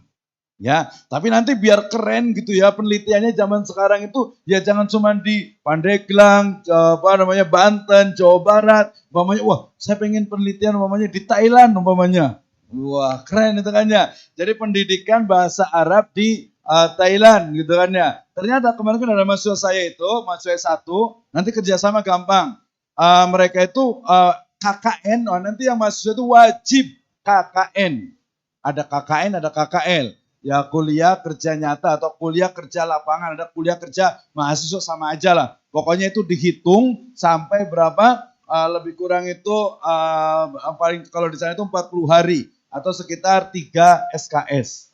Ya, nanti KKN-nya tuh jangan nanti KKN-nya di sini lagi sama aja. Itu jeruk makan jeruk namanya gitu ya. Nanti yang teman-teman nih KKN-nya itu di luar. Ya kalau KKN-nya PBA ya paling juga ngajar gitu ya. Tapi kalau ngajarnya di Thailand gitu ya, mungkin di Prancis ya, Perempatan Ciamis gitu ya. Atau Perempatan Citiis gitu ya. Atau Turki, tanjakan Turki gitu, mana tuh turunan dikit mana gitu. Nah, itu yang mungkin. Tapi kalau mamanya tadi teman-teman mau itu, insya Allah kita bantu juga ya, seperti ya untuk apa? Kebetulan kita channel yang di Thailand itu di Fatani University itu banyak sekali. Jadi mereka tuh datang ke sana, mahasiswa KKN itu cuma ngajar ya ikro, cuma ngajar bahasa Arab. Yang penting bahasa Arab harus bisa dulu gitu ya. Sama bahasa Melayu sama bahasa Thailand lama-lama di sana bisa juga gitu ya. Nah itu, jadi sekarang itu zamannya udah mendunia. Termasuk juga nanti yang teman-teman mungkin mahasiswa itu yang suka IT, yang suka digital, umpamanya model pembelajaran digital bahasa Arab. Wah, sekarang udah banyak banget ya. Nah itu juga bisa, jadi jangan tersekat. Jadi mahasiswa itu jangan, saya jurusannya prodinya bahasa Arab, berarti ini doang dong. Padahal saya suka IT, saya suka teknologi, atau saya suka sejarah, atau saya suka keliling dunia, atau saya suka kemana. Gitu ya. Jadi itu tidak mengurangi, tidak membatasi. Yang IAT juga sama. Nanti yang di IAT itu bukannya, berarti tiap harus Al-Quran, harus terus tafsir gitu, enggak juga. Ya, sangat mungkin bisa untuk keluar ya. Kalau saya lagi bikin buku kemarin belum selesai dengan teman itu ya, The Living Fikih. Jadi fikih yang terus bergerak. Ya, yang terus bergerak gitu kan ya. Jadi artinya apa? Ternyata karena background saya itu fikih itu berbeda-beda, berubah-ubah. Dalam artian itu siyak hukumnya. Misalnya nih, ini masuk ke ahli hadis juga sebenarnya ini. Ya, para ulama menyebutkan rawi, ya seorang perawi hadis itu dianggap siko, salah satunya adalah ketika dia itu selalu memakai tutup kepala. Iya kan ya? Berarti ini yang nggak pakai peci, ada belakang Ustaz nggak pakai peci. Wah kalau dulu berarti mardut nih. Ditolak riwayatnya nih. Iya gitu ya. Tapi itu dulu gitu ya, dulu. Apakah sekarang berlaku juga? Ya belum tentu juga. Bisa jadi yang nggak pakai peci itu dia lebih soleh. Ya, bisa jadi juga, apalagi kalau ukurannya itu sorban. Sampai ada riwayat-riwayat doa itu kan, sorban itu lilitannya semakin tebal, itu semakin soleh gitu ya. Ya sekarang ya berbeda gitu. Kalau dulu alhamdulillah biasanya masih pakai jubah, pakai gamis gitu. Sekarang rata-rata pakai celana panjang saja. Para ulama-ulama, saya ingat baca sekali waktu pertama saya ngaji, ya banyak sekali ulama yang mengatakan celana panjang itu adalah tasyabuh. Gitu kan ya. Ya memang gak bagus sih pakai celana kayak gini gitu, sholat dan sebenarnya emang gak bagus gitu, tapi sekarang kita semuanya udah pakai gitu ya. Iya, itu berarti dia memang mengalami perubahan terutama yang nasnya yang tidak qot'i. Ya, termasuk juga mungkin nanti kalau wisuda, kalau di kampus lain yang sunnah kan alhamdulillah, kalau wisuda itu dia nggak pakai toga, kemudian juga nggak pakai pakaian itunya, nggak pakai dasi, dia nggak dasi juga gitu ya. Karena kalau wisuda ceritanya itu panjang juga tuh, ceritanya panjang dari mulai peradaban di Baghdad, kemudian ke Andalusia, kemudian masuk ke Eropa, masuk ke Italia, masuk ke Roma, akhirnya jadi sekarang seperti ini. Termasuk juga di Eropa dengan Indonesia juga wisudanya itu berbeda. Ya kalau wisuda itu sebenarnya nggak terlalu penting, yang penting adalah kalau saya yang penting ilmunya. Ya sama nanti mahasiswa ketika jadi mahasiswa tuh tahu dosen itu galak, dosen itu dia strict dalam mencatat skripsi itu karena apa? Karena biar jelas cara berpikirnya sistematis, logis dan juga empiris. Ya, jangan juga nanti mentang-mentang ahli IT, copy paste saja dari ini. Tidak bisa. Sekarang itu sudah ada namanya itu cek plagiarism. Ya, pakai Turnitin, semuanya itu akan ketahuan berapa persen. Saya kemarin bantuin teman juga di Makassar bikin buku tentang hikmah ekonomi syariah. Ya, pertama bikin dimasukkan ke Turnitin berapa? 80% kopian dari internet. Sebenarnya nggak salah juga. Orang saya ngopinya Al-Quran, hadis, masa itu plagiarisme nggak bahasa Al-Quran mau dibedain? Kan nggak boleh. Nah itu kelemahan juga dari teknologi. Jadi jangan terlalu juga jadi kita pertengahan lah wasotia gitu ya. Jangan terlalu juga ke kampus-kampus yang seolah-olah itu harus begini gitu ya. Sementara yang Islam juga nggak bisa, jadi tengah-tengah saja gitu ya. Nah, jangan juga copy paste itu nggak boleh, itu haram gitu ya. Copy paste itu nggak boleh. Tapi kalau mamanya dirubah, diganti, itu boleh untuk skripsinya. Jadi siap-siap. Skripsi itu adalah hanya untuk melatih otak kita agar bisa berpikir logis, sistematis dan empiris. Jadi jangan dibuat beban. Kalau orang luar tuh skripsi itu sampai pusing, sampai error gitu ya. Sampai itu nggak usah, santai aja jalanin gitu ya. Yang dosen juga sama. Nulis buku itu justru semakin nulis buku itu semakin ibadahnya itu semakin banyak. Ya kalau selama ini kita bayangkan misalnya di sini ada kajian tuh sepekan 2 kali, 3 kali, 4 kali, atau mungkin mahasiswa saya ada seorang mahasiswi yang di kampus itu rajin sekali. Mahasiswa ketika dosen itu ngomong, dia bisa direkam ya, atau mungkin bisa dicatat dan bisa jadi satu buku. Dan itulah turos atau warisannya ulama terdahulu. Saya baca Imam Syafi'i itu nggak pernah nulis.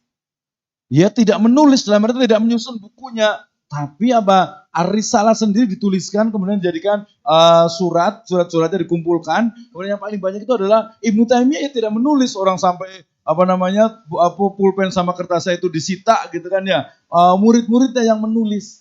Nah, itu salah satu jadi warisan kita kalau mahasiswa masih hanya mendengarkan gitu ya, polanya itu masih mengikuti saja. Itu nggak bisa ya. Ke depan itu nggak bakal bisa maju. Oke, jadi ini balik lagi ke sini nih, panjang nih. Tetapkan sebelumnya lagi. Tetapkan tema. Jadi temanya saya mau menulis tentang apa? Nanti seharusnya nih kita mau buat latihan nih. Kita nanti soalnya tadi itu mau bawa bukunya agak lupa. Nanti soalnya saya akan kasih bukunya, nanti boleh dikirim ya. Bukunya nanti yang bisa jawab pertanyaan saya sih kayaknya deh. Atau yang paling rajin. Tadinya sebenarnya kalau pelatihan begini, kalau bisa tuh jangan kayak bukan stadium general, tapi betul-betul pelatihan. Jadi saya ngomong ke Ustaz Warudin, kalau bisa dosennya dulu. Saya bilang itu gak usah banyak-banyak, 3-5 orang dosen itu udah cukup. Ayo, mau nulis tentang apa? Yang paling gampang itu jurnal dulu. Ya, jurnal dulu. Tadi umpamanya, suka Al-Quran tafsir, ya udah.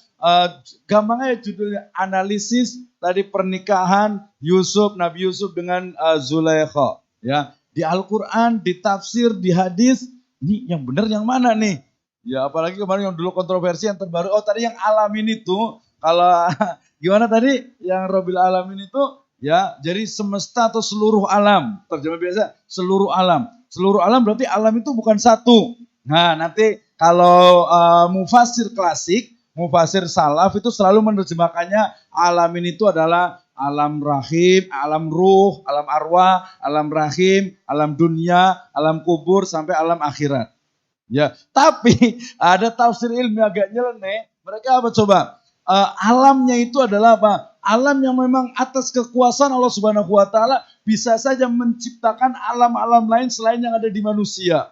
Akhirnya apa? Terbawa kepada filmnya ini apa? Marvel. Nah, ada suka film Marvel nggak nih?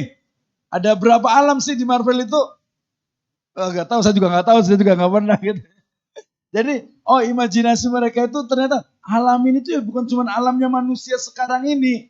Ya kalau alam arwah kan berarti mungkin belum pada turun ke dunia masih ada di sana gitu ya. Alam rahim berarti masih ada, alam dunia di sini, alam kubur sudah ada, alam akhirat juga surga neraka sudah ada juga. Nah, klasik dia menafsirkannya alam ini itu adalah itu. Ya, tapi ada juga yang mengatakan alam ini tuh bisa saja orang itu Allah Subhanahu wa taala itu menciptakan alam-alam lain selain alam manusia. Tadi nggak disebutkan juga ada alam jin.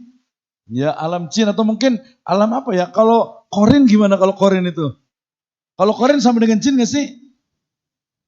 Gaib gitu ya. Ya Allah memang iya. Kita hanya bilang ada alam yang lainnya. Nah, itu perlu diteliti. Jadi setelah ditetapkan temanya dari tema yang luas, biasanya itu sama tuh ada akidah, ada syariah, ada muamalah. Muamalah itu ada munakahat, ada siasa, ada jinayah, kemudian juga ada iktisodia. Nanti akidah itu mungkin uluhiyah, rububiyah, asma sifatnya. Kemudian juga nanti syariah. Syariah di sana ada fikihnya. Fikihnya itu lebih banyak lagi. Dari mulai fikih ibadah, fikih muamalah, sekarang sudah ada fikih anti korupsi, ada fikih terumbu karang, ada fikih fikih sultan, ada fikih air, ada fikih udara, ada fikih lautan, ada fikih ruang angkasa. Iya, jadi fikih ruang angkasa itu yang di atas itu punya siapa sebenarnya itu? Punya Allah Subhanahu wa taala lah gitu. Enggak, itu memang kalau fikih itu memang sangat detail, ya. Jadi dia berkembang. Teman bikin disertasi tentang fikih bahari, ya fikih kelautan. Ada juga buku yang dari ulama itu ada fikih air, gitu kan ya, tentang hujan gitu dan lain sebagainya. Banyak banget. Makanya saya suka fikih karena fikih itu dia sangat berkembang sekali. Lanjut. Nah, kemudian ada ungkapkan masalahnya. Ini paling penting nih. Biasa baik di jurnal, skripsi ataupun tadi disertasi. Masalahnya itu apa? Ada dua. Ada academic problem, ada social problem. Ya, academic problem itu adalah masalah akademik yang memang bisa betul-betul dibuktikan. Ya, dan digunakan metode ilmiah. Kalau yang social problem, masalah yang memang kita itu tidak perlu melakukan penelitian ilmiah sudah ketahuan dengan jelas. Ya, kemudian yang berikutnya adalah lanjutkan dengan kutipan teori. Ya, kalau di Google itu ada tulisannya we stand in the giant shoulders. Ya, kita itu berdiri di atas pundak para raksasa. Artinya apa? Tulisan kita, skripsi kita, tesis kita, buku kita itu hanya batu bata kecil yang melengkapi batu bata di bangunan yang besar. Ya, itu makanya nanti berlaku apa yang disebut dengan apa? Literatur review. Kajian pustaka terdahulu. Siapa yang sudah menulis tentang umpamanya tentang metode belajar bahasa Arab untuk manula, ya, untuk orang tua atau mungkin untuk orang yang orang-orang Cina, orang Korea yang lidahnya itu agak susah, gitu ya. Nah, seperti apa ininya tuh? Nah, siapa yang ternyata ini sudah ada A, sudah ada, ini sudah ada, ini sudah ada. Nah, kita meletakkan posisinya itu di sini.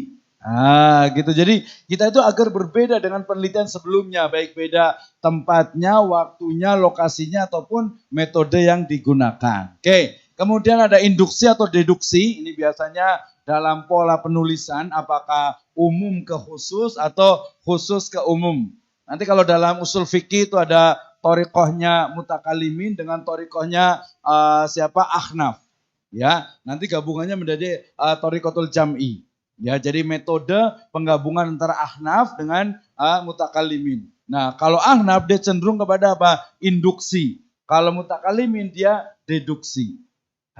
Kita lihat ini. Kemudian juga sesuaikan metode penelitian. Nah, ini biasa kalau S1 sih nanti paling dosennya yang harus paham dan bisa memahamkan. Biasanya S1 nih metodenya apa nih ya? Apalagi tadi pendidikan rata-rata kuantitatif. Ini seperti apa cara menganalisisnya. Nanti harus ada pelatihan untuk apa? SPSS-nya juga. Kalau SPSS dianggap sekarang sudah ketinggalan zaman, sudah pakai eView, sudah pakai Atlas, sudah pakai NP dan lain sebagainya. Berkembang terus ilmu pengetahuan. Gitu ya. Nah, kemudian sertakan analisis mendalam dan juga penarikan kesimpulan. Itu nanti di akhirnya. Kita lihat. Nah, ini tentukan temanya. Jadi kalau kita mau menulis, itu adalah apa?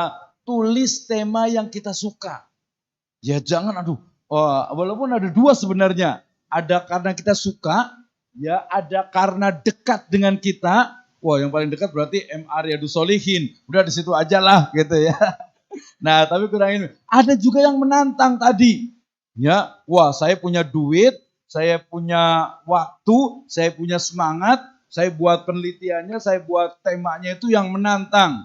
Ya, misalnya penelitiannya, wah biar keren, pengen penelitian di tempatnya ini siapa? Ustadz Samsi Ali yang di USA, ya yang di Amerika, di pesantren sana yang Nusantara Foundation itu ngajarin bahasa Arab nggak sih? Insya Allah lah pasti lah, masa pesantren nggak belajar bahasa Arab nggak mungkin gitu. Wah saya punya duit ini dengan minta sama orang tua gitu kan mahasiswa penelitian skripsi di Amerika, wah langsung cum laude kayaknya tuh. Gitu ya. Giliran sampai di sana, sampai di airport, lagi nih mau ngomong apa gitu ya. Nah ya jadi ada yang karena cinta, karena kita suka dengan tema itu, ada juga yang karena dekat ya, ada juga karena memang menantang. Ya menantang. Jadi nanti kalau mamanya dosen itu saya ingat sekali nih, Tahadus bin Ni'mah. Jadi waktu saya kuliah di Bandung, kemudian udah selesai, kemudian dikumpulkan oleh profesornya itu, ditanya satu-satu. Kenapa Anda kuliah di sini? Ya, saya jawab gitu ya. Ada Prof udah meninggal, beliau Prof Juhayes Praja itu. Saya bilang, Prof, saya kuliah di Bandung, saya ingin menaklukkan Profesor Juhayes Praja. Gitu ya. Ya ingin menaklukkan dalam arti, tapi alhamdulillah memang dibimbingkan sampai selesai. Ya alhamdulillah sampai selesai dan di ACC gitu ya. Karena tadi memang menantang. Jadi kalau mahasiswa ada dosen yang killer, ada dosen yang tegas yang ini, selama itu tegas itu positif, bagus gitu ya. Nah itu justru itu harus ditaklukkan. Ini bener kok, umpamanya ada dosen yang pengen, ini kuantitasnya harus bisa, SP-nya harus bisa, statistik itu harus bisa, ya harus belajar. Ya dioptimalkan, bahasa Arab udah oke, akidah udah bagus, muamalahnya udah bagus, tinggal oke, saya mau belajar SPSS nih, karena belum banyak yang bisa nih, statistik. Nah nanti kan belum pernah diajari ini mata kuliah statistik ya. Nah nanti harus belajar nih, terutama nanti sebenarnya kalau di itu semester 3, 4, 5 itu sudah belajar statistik, minimal itu 3 statistik tuh. Statistik 1, statistik 2, statistik 3. Itu harus bisa tuh ya, harus bisa gitu. Kecuali nanti yang di IAT. Kalau IAT ya tinggal ini aja lah Al-Quran dengan ya bahasa Arab dan sebagainya gitu ya. Nah ini yang menantang. Oke yang berikutnya. Ungkapkan masalah, tadi saya sebutkan ada social problem, ada academic problem. Jadi masalah yang diteliti itu ini terutama yang ilmiah. Ya, yang ilmiah itu adalah apa? Yang memang perlu diselesaikan dengan metode ilmiah. Ya, dengan metode ilmiah, dengan cara-cara yang memang apa? Bisa dipertanggungjawabkan.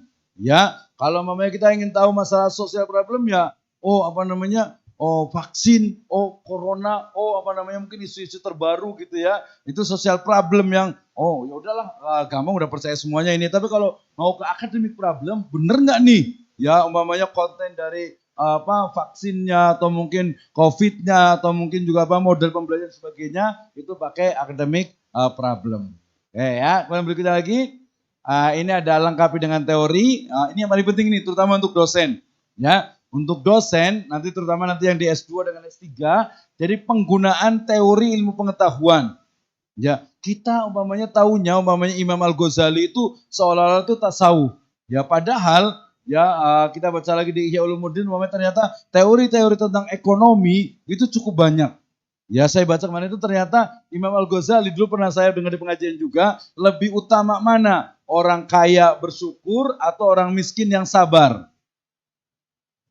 Ya, kaya bersyukur atau miskin yang sabar?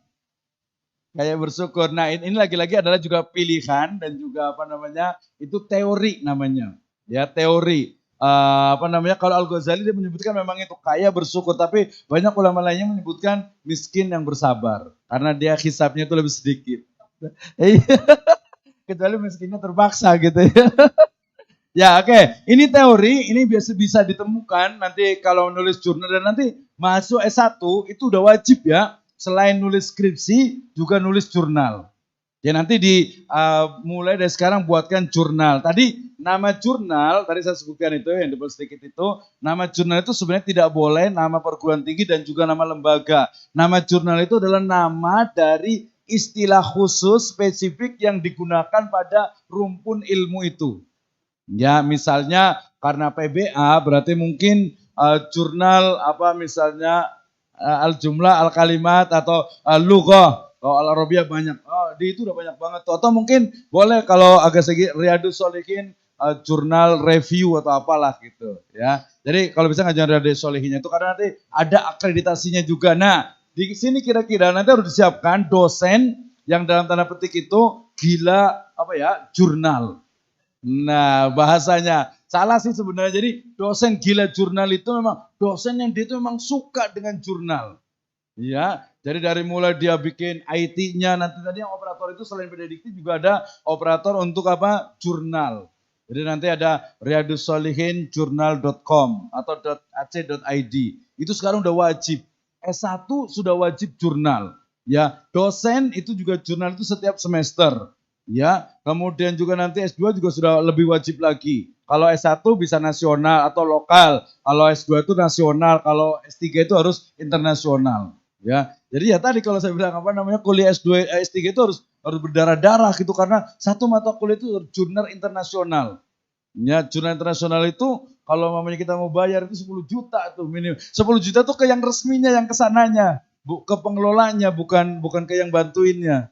Ya, padahal gampang. Oke, ya ada dikit lagi. Sebenarnya kita pengen banyak ke diskusi sebenarnya. Ini analisis mendalamnya. Tadi kalau PBA berarti ada statistik, ada analisis SWOT, ada fenomenologi, ada etnografi, ada triangulasi, banyak sekali. Ini di khusus metode penelitian. Berikutnya lagi, masih udah habis ya, kayaknya masih ada lagi deh. Keep writing, menulis, terus. Ini beberapa contoh buku ajar yang saya tulis, ini di UT, ada hukum bisnis Islam, manajemen sumber daya insani, kemudian juga pengantar bisnis Islam karena di ekonomi dan bisnis. Kayak berikutnya, ini tentang wakaf di falsafah ekonomi syariah. Ya, kemudian ada lagi, ini yang nulis bareng-bareng, ini panjang lagi nih. Ini yang nulis bareng-bareng tentang usul fikih, metodologi penelitian. Metode penelitian lebih kurang ada sekitar 5 buku dari di awalnya. Next lagi, ini panjang, The Art of Islamic Research. Ya, terakhir lagi, lanjut lagi. Saya mau tunjukkan, terus niat, terus lanjut ini kita lihat terus. Metode, terus paradigma, terus lagi ini mapping mapnya, terus lagi tujuan, goalsnya, terus lagi falah dunia akhirat, ini tujuannya, terus ini objeknya, sasarannya, ya kemudian lagi lanjut lagi, ini lihat, ini ngilangkannya tuh. Oke, peneliti ini jadi isi seorang peneliti Muslim, adil dan hanif, lurus, ya, terus. Ini peneliti researcher kita lihat berikutnya. Terus penggunanya, kemudian lagi lanjut lagi. Ini seni menelitinya. Wah panjang nih ya. Jadi ada tauhid, ada amanah, ada quality. Ya ini nanti menjadi dosen nih. Harus bisa meneliti yang gampang-gampang saja. Nggak usah dibikin ribet gitu ya. Terus, ini Islamic Paradigm. Wah ini levelnya agak S2 ini. Jadi penelitian itu ada 2, ada positivisme, ada post-positivisme. Nah, yang Islamisme atau Islamic Sciences ini menjadi satu hal yang coba kita kembangkan.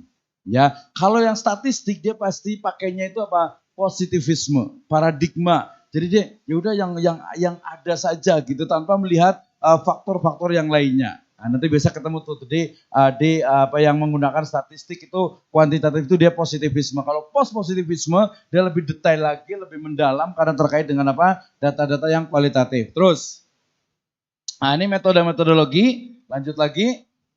Terus ini metode penelitiannya. Ini penelitian menurut pakar. Kemudian lanjut lagi. Ini metode penelitian menurut pakar. Terus masih lagi. Ini kuantitatif, kualitatif. Ada juga kuantitatif atau mixed method. Dosen udah terbiasa nih dengan istilah kuantitatif, kualitatif, dan kuantitatif atau mixed method. Zaman sekarang ulama-ulama itu mereka menggunakan mixed method, gabungan, mencari satu kebenaran yang mendekati kebenaran. Ya, kebenaran sejati kan dari Allah Subhanahu wa taala. Mencari kebenaran itu harus betul-betul valid datanya.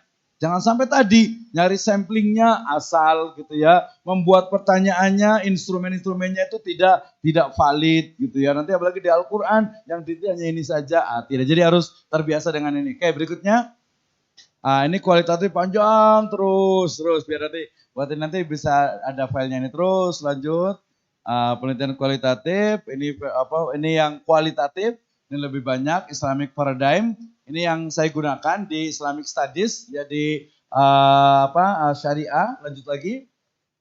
Ini ada usul fikih, saya menggunakan usul fikih approach. Jadi walaupun nanti yang di PBA atau mungkin di asatidzah dosen itu suka dengan usul fikih, ini bisa pendekatannya dengan usul fikih approach ya, ijtihad, juga dengan istidlal dengan istimbatnya. Juga kita menggunakan maqasidus syariah. Terus lagi ini contoh penelitian, ini istimbat dengan istidlalnya kita jadikan sebagai metode dalam penelitian gitu ya. Jadi penelitian itu bukan mesti di lapangan, enggak juga. Kalau IAT itu hampir semuanya itu di library research gitu ya. Lanjut lagi. Ini maqasidus syariah yang tren sekarang ya, ini juga menjadi approach atau pendekatan dalam sebuah penelitian. Ya, lanjut lagi. Ini ada beberapa contohnya. Ini penelitian kemarin tentang syariah wedding organizer. Jadi kalau nikah, kemudian kalau orang kota itu pakai WO ya, wedding organizer. Nah, di antara ada hifdzuddinnya, tidak ikhtilat, adat sesuai syar'i, tidak ada pre-wedding, tidak ada perhiasan itu syar'i, menjaga waktu sholat, no standing party, pakaian syar'i, catering halal. So, ini komponen-komponen. Jadi kita 5 wedding organizer di Jakarta, kita datangi, ditanya satu-satu, gitu ya. Seperti apa nih? Ya, ada pakai musiknya atau pakai jangan-jangan ada alkoholnya, naudzubillah gitu ya. Kemudian juga tidak ada merit by accident. Kemudian juga rekening yang digunakan juga rekening syariah, akadnya juga syariah. Contohnya. Berikutnya lagi. Ini contoh tentang wakaf berbasis teknologi blockchain. Ini juga tentang wakaf. Banyak kan ekonomi. Lanjut lagi. Tinggal lagi. Ini maqasidus syariahnya Izzuddin bin Abdul Salam. Saya lebih banyak di usul fikih dengan maqasidus syariah. Lanjut lagi.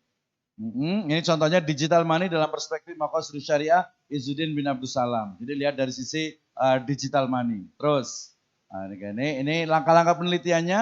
Ini cara membuat penelitian. Ini yang teori itu di tengahnya. Jadi teori doruriyah hajiyah takmiliyatnya Izzuddin bin Abdul Salam dalam kitab beliau di Qawaidul Ahkam fi Masalihil Anam itu dijadikan teori. Hakikat uang digital harus kita pahami betul, kemudian maqasidnya itu seperti apa ketika menggunakan digital money atau uang digital. Terus, udah habis ini Imam Al-Jurjawi, ini cukup banyak juga kajian-kajiannya tentang maqasidus syariah. Ya, lanjut lagi, ini contohnya, ya jadi ma'rifatullah itu dalam konsep Al-Jurjawi itu menjadi tema utama. Ya, wasilatul ibadah, amar nahi mungkar dan juga tatbik fiqhul Islam. Lanjut.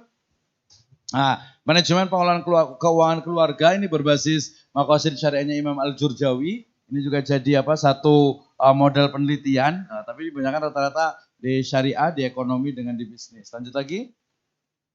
Ini Imam Al-Juwaini, gurunya Imam Al-Ghazali, ya cukup panjang. Terus lagi ini maqasidnya Al-Juwaini. Kemudian ini Ibnu Ashur, ya tentang sama juga tentang maqasidus syariah.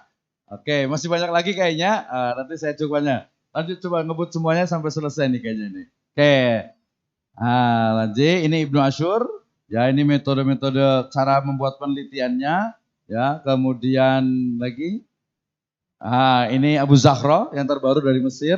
Ini tentang maqasidus syariah juga. Ini semua hal terkait dengan itu ada bisa menggunakan ini tahdhibul fard, iqamatul adalah dan maslahat. Terakhir, oke ini contohnya, ini udah terang sekali. Jadi analisis kontrak kerja outsourcing dalam perspektif Maqasidus Syariahnya Abu Zahra. Jadi ini biasanya lebih detail, lebih spesifik, lebih kecil, tapi pembahasannya itu mendalam. Itu bedanya di jurnal, di skripsi, dan juga di tesis. Oke, terakhir.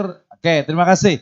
Ini terakhir dari saya. Ini beberapa buku di metode penelitian saya, metode penelitian ekonomi syariah. Ada hukum Islam, ada muamalah, ada fikih dan fatwa, dan juga muamalah al-maliyah. Jazakumullah khairan, wallahu a'lam bishawab.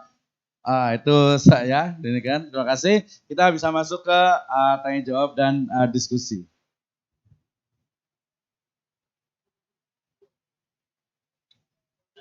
Ya udah, kalau nggak coffee break sambil kalau ada yang mau nanya, nanya aja nggak apa-apa gantian gitu.